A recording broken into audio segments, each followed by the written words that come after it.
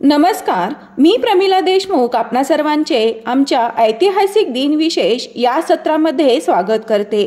आज 3 जानेवारी क्रांतिज्योती सावित्रीबाई फुले यांचा जन्मदिवस। भारतीय स्त्री मुक्तीच्या व स्त्री शिक्षणाच्या प्रणेत्या प्रथम शिक्षिका क्रांतिज्योती सावित्रीबाई फुले यांचा आज 3 जानेवारी जयंती दिन। स्त्री उद्धारासाठी आपले सर्वस्व वाहून देत महात्मा ज्योतिराव फुले यांनी हाती घेतलेल्या समाजोद्धाराचा वसा तितक्याच नेटाने पुढे नेणाऱ्या सावित्रीबाईंना त्यांच्या 194व्या जयंतीनिमित्त विनम्र अभिवादन। पुणे येथील शिक्षण कार्य पाहून 1852 मध्ये ईस्ट इंडिया कंपनी सरकारने फुले पती पत्नींचा मेजर कँडी यांच्या हस्ते जाहीर सत्कार केला आणि शाळांना सरकारी अनुदानही देऊ केले। त्यानंतरही सावित्रीबाई फुल्यांनी भारतातल्या त्या पहिल्या शिक्षिकेने आपले शिक्षण देण्याचे व्रत चालूच ठेवले। त्यांनी गृहिणी नावाच्या मासिकात काही लेखही लिहिले। सावित्रीबाईंच्या सामाजिक कार्याबद्दल कृतज्ञता म्हणून 1895 पासून 3 जानेवारी हा सावित्रीबाईंचा जन्मदिन हा बालक दिन म्हणून सुद्धा साजरा केला जातो।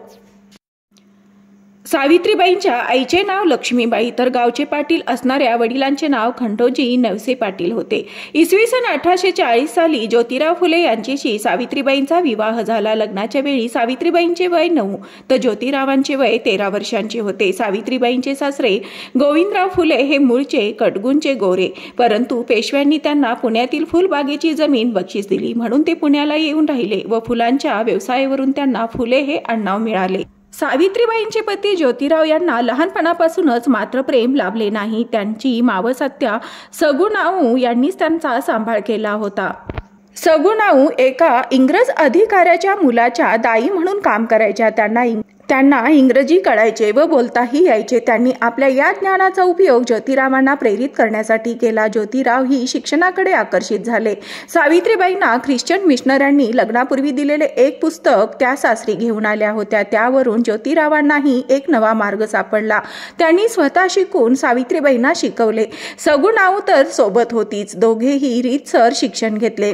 1 मे इसवी सन 1847 रोजी सावित्रीबाईंनी सगुणाऊला मागासांच्या एक शाळा काढून दिली। ही त्यांची पहिली शाळा। गुणाऊंना त्या शाळेत बोलाविण्यात आले। सगुणाऊ तेथे आनंदाने व उत्साहाने शिकू लागल्या। पुढे ही पहिली शाळा मध्येच बंद पडली। 1 जानेवारी इसवी सन 1848 रोजी पुण्यातील बुधवार पेठेतील भिडेवाड्यात ज्योतिराव आणि सावित्रीबाईंनी मुलीची पहिली शाळा काढली। साऱ्या कर्मठ मनुवादी समाजाच्या विरोधाला न जुमानता विवाहानंतर शिक्षण घेतले आणि शिक्षक मुख्याध्यापक बनून शिक्षण दिले। केवळ 4 वर्षात 18 शाळा उघडल्या आणि चालवल्या। तत्कालीन ब्रिटिश भारतातील ऐतदेशीय व्यक्तीने काढलेली ही पहिलीच मुलींची शाळा ठरली। यापूर्वी मिशनऱ्यांनी आणि अन्य लोकांनी काढलेल्या 14-15 शाळा उत्तर भारतात होत्या। या शाळेत सावित्रीबाई मुख्याध्यापिका म्हणून काम पाहू लागल्या। त्या काळात पुण्यातील अन्य भागातही 2-3 मुलींच्या शाळा त्यांनी सुरू केल्या व काही काळ चालवल्या।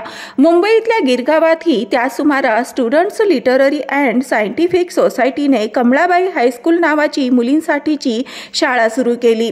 मिशनरी नसलेले पियरी चरण सरकार यांनी मुलींसाठी पहिली शाळा बारासात टाकून तेथे 1847 मध्ये काढली। शाळेसाठी नवीन कृष्णमित्र आणि कालीकृष्ण मित्र या 2 भावांनी आर्थिक मदत केली। ही शाळा कालीकृष्ण हायस्कूल या नावाने चालू झाली। मुंबईत पारशी लोकांनी 1849 मध्ये मुले आणि मुलींसाठी पहिली सहशिक्षण शाळा काढली, पण काही दिवसातच या शाळेच्या मुलांसाठी काही मुलींसाठी अशा 2 शाखा झाल्या।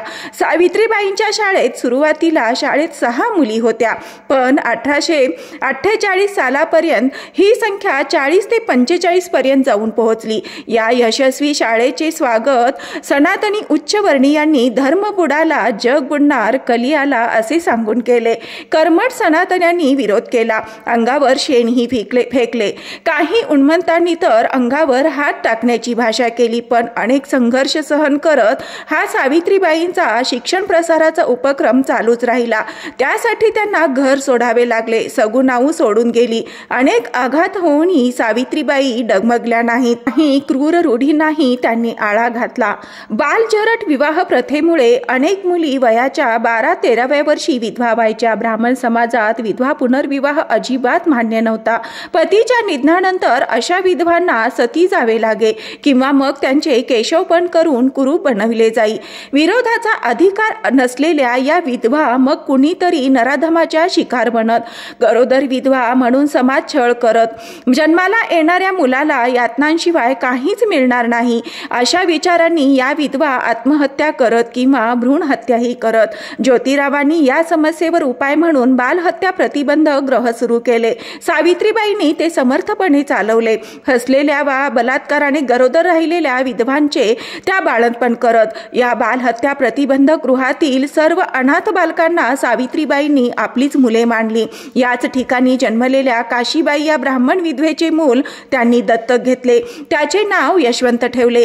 केशवपण बंद करण्यासाठी नाभिक समाजातील लोकांचे प्रबोधन करणे व त्याचा संप घडवून आणणे, पुनर्विवाहाचा कायदा व्हावा यासाठी प्रयत्न करणे अशी अनेक कामे सावित्रीबाईंनी कल्पकतेने पार पाडली। सत्यशोधक समाजाच्या कार्यातही सावित्रीबाईंचा मोठा सहभाग असे। महात्मा फुले यांच्या निधनानंतर सावित्रीबाईंनी सत्यशोधक समाजाच्या कार्याची धुरा वाहिली। आपल्या विचारांचा प्रचार त्यांनी आपल्या साहित्याच्या माध्यमातून केला। काव्य फुले व बावनकशी सुबोध रत्नाकर हे काव्यसंग्रह त्यांनी लिहिले।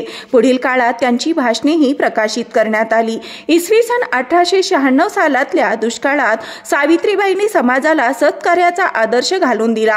पोटासाठी शरीर विक्रय करणाऱ्या बाया बापड्यांना दुष्टांच्या तावडीतून त्यांनी त्यांना सत्यशोधक कुटुंबात आश्रयास पाठविले।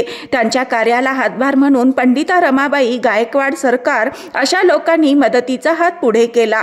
इसवी सन 1896-97 सालादरम्यान पुणे परिसरात प्लेगच्या साथीने धुमाकूळ घातला। हा जीवघेणा आजार अनेकांचे जीव घेऊन गेला। हा रोग संसर्गजन्य आहे हे कळल्यावर ब्रिटिश शासनाने जबरदस्तीने संभाव्य रुग्णांना वेगळे काढून स्थानांतरित करण्याचा खबरदारीचा उपाय योजला। यातून उद्भवणारे हाल ओळखून सावित्रीबाईंनी प्लेग पीडितांसाठी पुण्याजवळ बसलेल्या ससाणे यांच्या माळावर दवाखाना सुरू केला। त्या रोग्यांना व त्यांच्या कुटुंबियांना आधार देऊ लागल्या। प्लेगच्या रोग्यांची सेवा करताना सावित्रीबाईंनाही प्लेग झाला। त्यातून 10 मार्च इसवी सन 1897 रोजी त्यांचे निधन झाले। सावित्रीबाई आणि त्यांचा दत्तक मुलगा यशवंत फुले यांनी 1897 मध्ये नालासोपारा परिसरात बुबोनिक प्लेगच्या जगभरातील 3ऱ्या साथीच्या रोगाने प्रभावित झाल्यानंतर उपचार करण्यासाठी एक क्लिनिक उघडले। क्लिनिकची स्थापना पुण्याच्या बाहेरील भागात संसर्गमुक्त ठिकाणी करण्यात आली। पांडुरंग बाबाजी गायकवाड यांच्या मुलाला वाचवताना सावित्रीबाईंचा वीरतापूर्वक मृत्यू झाला। गायकवाड यांच्या मुलाला मुंडव्याबाहेरील महार वस्तीत प्लेग झाला।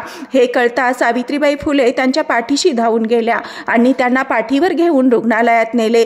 या प्रक्रियेत सावित्रीबाई फुले यांना प्लेगची लागण झाली आणि 10 मार्च 1857 रोजी 9 वाजता त्यांचा मृत्यू झाला।